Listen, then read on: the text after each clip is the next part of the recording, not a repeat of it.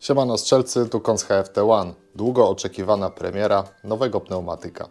Dzisiaj razem ze mną zrobimy sobie unboxing czeskiego karabinka o nazwie Type & Slash.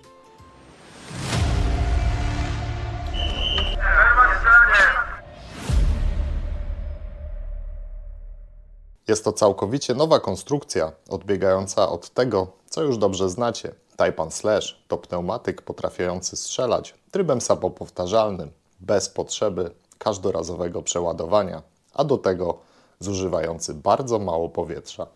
Żeby było ciekawiej, w dzisiejszym odcinku zaprezentuję Wam dwie wersje tego czeskiego pneumatyka. Opla! Poznajcie proszę Type & Slash. Na początek otwórzmy sobie pierwsze pudełko.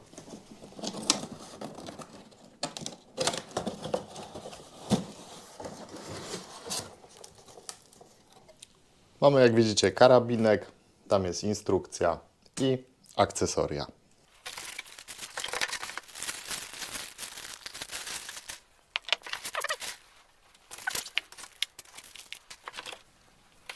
Co tu widzimy, to pneumatyk 4,5 mm z lufą 550 mm, wyposażony w magazynek do samopowtarzalnego strzelania slagami lub śrutem o pojemności na 12 strzałów. Jest to absolutnie rewolucja wśród pneumatyków samopowtarzalnych, bowiem większość na rynku oferuje strzelanie w trybie semi-auto tylko śrutem, a tutaj mamy możliwość strzelania slagami oraz, co dla nas w Polsce jest bardziej istotne, wersja 4,5 mm w limicie do 17 J również ma tryb samopowtarzalny.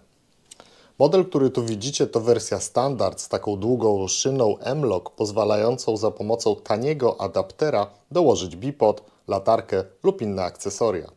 Ciekawostką jest butla karbonowa ze sprężonym powietrzem, umieszczona tutaj z tyłu, co wyróżnia ten karabinek wśród innych konstrukcji, mających przeważnie butlę umiejscowioną z przodu karabinka.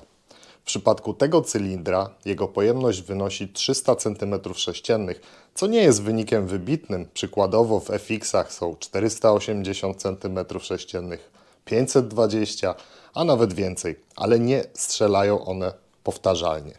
Co prawda w Type & Slash butla ma małą pojemność, ale można ją naładować do aż 300 bar, co znacznie zwiększa ilość strzałów z pełnego zbiornika. Ja swoje butle napełniam do jakichś 320 bar, więc naładować do pełna będę w stanie tylko kilka razy. Ale sądzę, że nawet 250 bar będzie pozwalało spokojnie wystrzelić kilkanaście magazynków. W następnym filmie to sobie sprawdzimy, także zostawcie suba, żeby nie ominąć kolejnego odcinka, który będzie już wkrótce na moim kanale. Na końcu mamy jeszcze ukryty tutaj manometr pokazujący aktualne ciśnienie w zbiorniku. Z jednej strony trudno dostępny, ale dla mnie fajnie, że ukryty, tylko dla oczu strzelca. Nie ma innego manometru i nie ma regulacji zbijaka, co upraszcza konstrukcję i nie robi z niego takiego dziwadła jak niektóre FX-y. Oczywiście uwielbiam FX-y, możecie zobaczyć niektóre na moim kanale, natomiast one mają wbudowane te manometry. Karabinek Type & Slash posiada wbudowany moderator, który tutaj widzicie, co znacznie wycisza konstrukcję i nie trzeba specjalnie go dodawać. Poza tym uchwyt typu AR-15, szyna Picatinny. Dobra, zobaczmy, co producent daje dodatkowo w zestawie razem z pneumatykiem. Mamy instrukcję, którą ważne, żeby się zapoznać, bo tam znajdziecie informacje, jak zrobić na przykład indeksowanie magazynka. Chodzi o to, że gdy strzelacie na przykład slagami 25 grain, a następnie chcemy strzelać gramowym śrutem, magazynek może przestać się rotować, czyli kręcić, bo ustawiony jest na cięższy slag.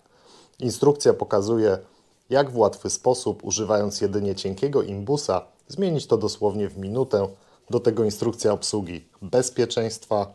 Warto przeczytać, zanim zaczniemy naszą zabawę. Moja jest, jak widzicie, w języku angielskim.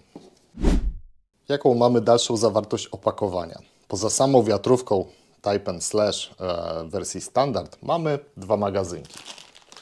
Przychodzą do nas tak spakowane.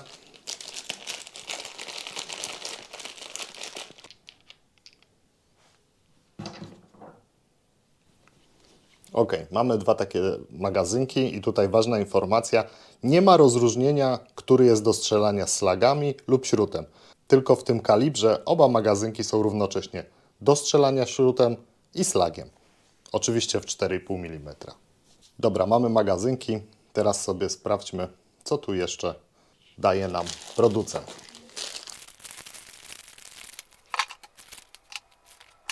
Tutaj mamy adapter do ładowania karabinka. Umieszcza się go z drugiej strony tutaj w otworze, ale jak widzicie jest zakończony męskim gwintem, więc w większości przypadków będziecie musieli zrobić sobie jakąś przejściówkę do swojej przetoczki. Dalej mamy zestaw serwisowy o-ringów, który mam nadzieję prędko nie będzie potrzebny.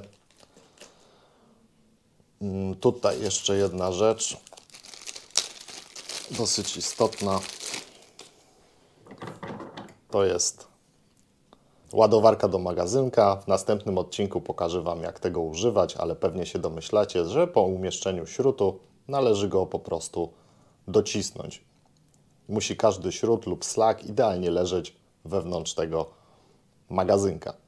Tym oto ubijakiem, czy jak to się tam zwie, docisnąć śrut. Tak, aby strzały były równe i precyzyjne. Dalej, tutaj mamy narzędzie do regulacji prędkości wylotowej w regulatorze. Odkręcamy tutaj tylną ściankę i możemy regulować prędkość. Tutaj jeszcze widzicie adapter do manometru. Tutaj mamy jeszcze dodatkowy manometr. Świetna sprawa moim zdaniem. Producent pomyślał o tunerach i zaprojektował możliwość założenia dodatkowego manometru, który pokazuje aktualne ciśnienie. Na regulatorze oczywiście. A o tym w ogóle być może zrobię odcinek taki bardziej techniczny. Dajcie łapkę w górę, jeśli byście chcieli taki odcinek pod moim komentarzem, pod tym filmem. Dobra, odłóżmy wersję 4,5 mm w osadzie typu standard i zajrzyjmy do kolejnego pudełka. Aha, tu jeszcze są takie trzpienie. Wydaje mi się, że jeden jest do spuszczania powietrza, a drugi jest do wyciągania śrutu lub slagu z magazynka. No dobra, to sobie odłożymy tutaj. Kolejny Type and Slash w innej wersji, zaraz zobaczycie. Pudełka identyczne, niczym się praktycznie nie różnią. Dobra, otwórzmy sobie tego. Proszę bardzo. No tutaj po grubości. Type and Slash w kalibrze 5,5 mm z lufą 550 mm w wersji Tactical. Dobra, wyciągamy go. Albo najpierw sobie te kraty stamtąd wyjmę.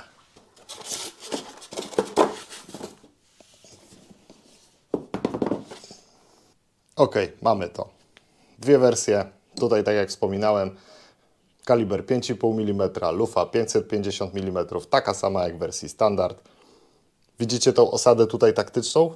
Mega stylizowane na tradycyjny karabin, również z szyną M-Lock na dodatkowe akcesoria. Butla tak samo jak w wersji standard, z tyłu schowany, niewidoczny manometr, magazynek samopowtarzalny, łatwo wyjmowalny i zmienialny. Zarówno magazynek, jak i cała konstrukcja jest wykonana z metalu. No może poza uchwytem, który zresztą możecie sobie zmienić. Są dostępne inne uchwyty. Czerwony, żółty, czarny, bordowy. Poza tym cała konstrukcja metal, metal, metal, łącznie z tymi magazynkami, które są wykonane z metalu, bez elementów plastikowych, dlatego jeszcze bardziej wizualnie przypomina typowy karabin. Dla mnie mega kod. Dajcie znać, czy Wam się podoba. Zawartość opakowania niemalże identyczna, ale jest różnica. Pamiętacie, jak mówiłem o magazynku na początku filmu? W wersji 5 mm włącznie mamy rozróżnienie na magazynek dedykowany dla slagów i osobny na śrut. Ten na śrut poznacie po kropce znajdującej się na nim. A sobie zobaczymy, ten nie ma kropki. Może jednak ma kropkę? Ma kropkę. Nie wiem, czy będzie widać, tutaj jest kropka. Czyli ten jest do strzelania śrutem, natomiast ten magazynek jest do strzelania slagami. Co jest fajne, w każdej wersji od 4,5 mm, 5,5 przez 6,35 do aż 7,62, obojętne czy lufa 550 mm, tak jak tutaj, czy 420, dalej jest zawsze 12 strzałów z magazynka, czy śrutem, czy slagami. Także nawet jak kupicie większy kaliber, co niektórzy producenci w zależności od kalibru dają 8 strzałów. W tym wypadku zawsze jest to 12, nawet jakbyście sobie zamówili wersję 7,62 albo 4,5 mm, zawsze to będzie 12. Teraz mogę Wam pokazać, bierzecie taki magazynek, umieszczacie go sobie, akurat muszę go obrócić.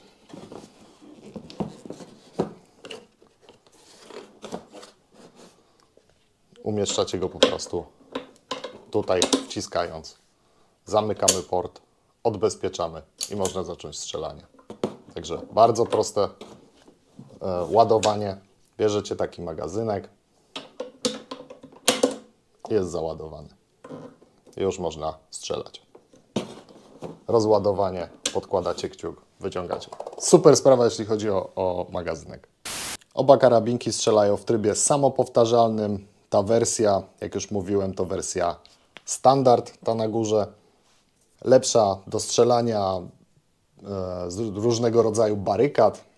Można tam dołożyć dodatkowe obciążenie na szynie M-Lock. Jest, w ogóle ta szyna jest nieco wyższa. Mogę Wam pokazać, może się uda. Tutaj macie takie porównanie. Czyli ta szyna jest troszkę niżej. Generalnie przydatna do strzelania takiej dyscypliny strzeleckiej, na przykład PRS, a ta bardziej taktyczna po prostu do dynamicznego strzelania. Dobra, jedynie czego mi w zestawie brakuje, to jakiegoś pokrowca albo walizki, ale z drugiej strony Taipany są tak kompaktowe, jak ten tutaj, albo wersja standard, że łatwo sobie coś dobierzecie albo macie taki pokrowiec. Dzięki za oglądanie, zostawcie jakiegoś suba i lajka pod filmem, jeśli Wam się podobało, i koniecznie dzwoneczek, bo już w następnym odcinku coś z nich postrzelamy. Do zobaczenia na torze. Cześć!